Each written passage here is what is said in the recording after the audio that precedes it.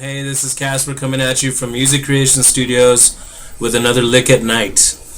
What we're going to do today is tackle some phrasing concepts, but we're not going to do it in a time signature angle. What we're going to do is talk about how we would approach phrasing from a note angle.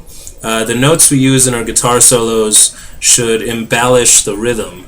If nothing else, consider what chords are being played in the rhythm, and then what we want to do is kind of wrap the notes around the chord.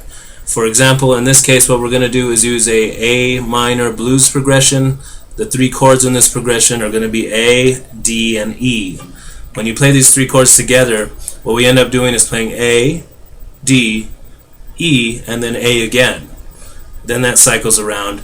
I'm going to do a little demonstration on how that works. Real basic, real easy, just 4 simple chords, and 3 of them are actually the same chords.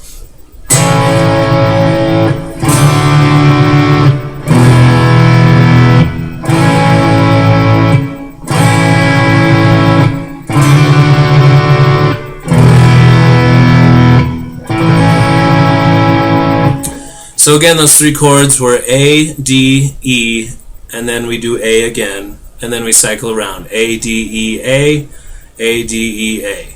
What we want to do is consider the fact that we're going to be soloing over these chords, and the notes that we use can be good or bad depending on what we use. We can actually get them to sound better if we use what's called melodic embellishment. Now in the case of the chords, what we want to do solo-wise is actually use a phrase that starts with the root of each chord as the chord is being played. For example, if I hold the A chord for 4 beats,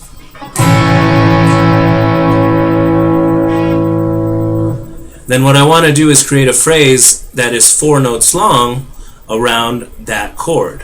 For example, something like this. Keep in mind what we're doing is we're starting in A using an A minor pentatonic scale. I'm going to play through the scale real quick just so you get the idea of where I'm coming from scale-wise.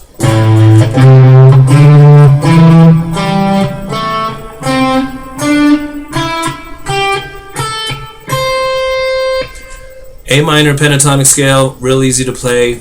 Starts with your first finger on the 5th fret of the 6th string, pinky on the 8th fret, same string, 5th fret of the 5th string, 7th fret, same string, 5th fret, 4th string, 7th fret, same string, 5th fret, 3rd string, 7th fret, same string, 5th fret, 2nd string, 8th fret, 2nd string, 5th fret, 1st string, and then finally 8th fret of the 1st string. Play it one more time all the way through and then back down.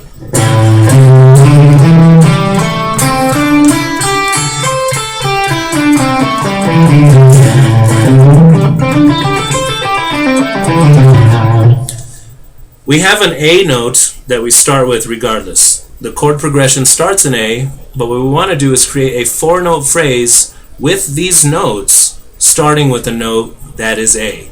In this case, we have 3 A's to choose from. One right here on the 5th fret of the top string, one right here on the 7th fret of the 4th string, and then we have another one here on the 5th fret of the 1st string. The one I want to use for this example is going to be the 7th fret of the 4th string. I'm going to create a 4-note phrase, real basic, that starts with this note and actually ends with this note. 4 notes, starting here, going somewhere else for 2, 3 notes, 2nd, 3rd note, and then ending up on the 4th note on the originating note, in this case A. So again, it's 4 notes all together. 1st note, A, 2nd and 3rd note, and then back to A again. That phrase completed without anybody interrupting sounds like this. So again, starting on the 7th fret, 4th string, we're going to play that note and ascend 2 more notes up in the scale. And then end on the A. So that would basically complete our phrase for the chord A.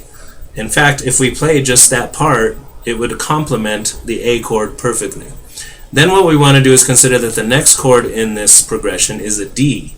What we want to do is now move to the D in the scale, right here on the 7th fret of the 3rd string. We're going to play that note, 2 notes ascending through the scale, and then return back to the D, like this.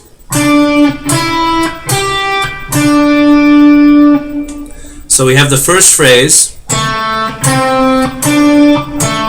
and then the second phrase, D. Again, the first phrase A, and then the second phrase D, repeated right after another.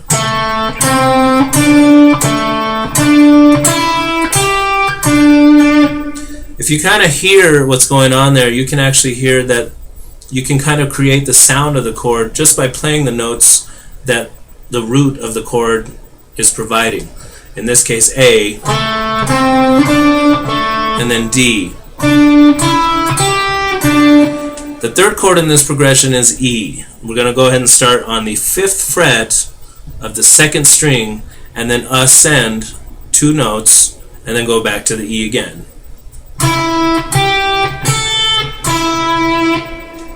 That completes the entire cycle. All we need to do now is go back to the A, the 4th chord in the progression. It's actually easier to play it than it is to explain it. In a nutshell, all we're really doing is creating a phrase that embellishes the root note of each chord that is being played in the rhythm. Again, in this case, we have your A, your D, your E, and your other A. And then wrapping that back around, repeating A, D, E, A again. So what we're going to do now is I'm going to play that for you twice. I'm going to play the first one and then the second one, just so you can kind of hear how the solo can actually provide a little bit of a backbone almost for the rhythm. What we end up doing is making everything sound a little bit better by starting our phrases for our solo with the root note of each chord in the rhythm.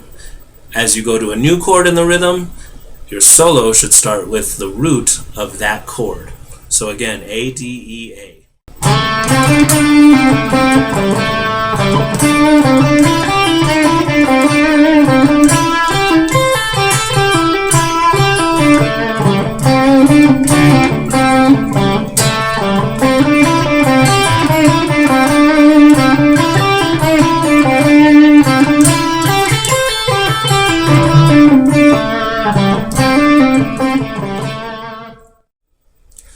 So in the end, what we wanted to do today is tackle one basic concept, phrasing your notes around the rhythm. What we wanted to do is consider what chords were being played in the rhythm and then take the root note of those chords and make a phrase that fits around each chord in the progression. So again, this is easier played than said, as opposed to easier said than done.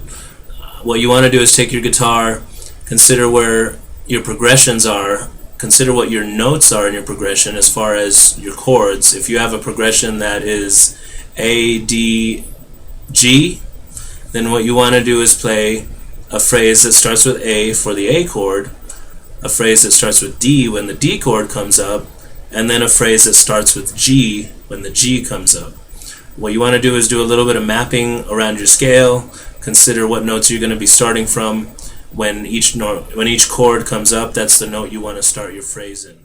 If you know what you're doing on your solo as far as where your rhythm is going, then you sound like a much better guitar player when you solo. You're not just playing notes in the scale. Originally when I started, I would just flow around through the scale and I assumed that it was just going to sound the best that it could sound as long as I hit the notes in the scale.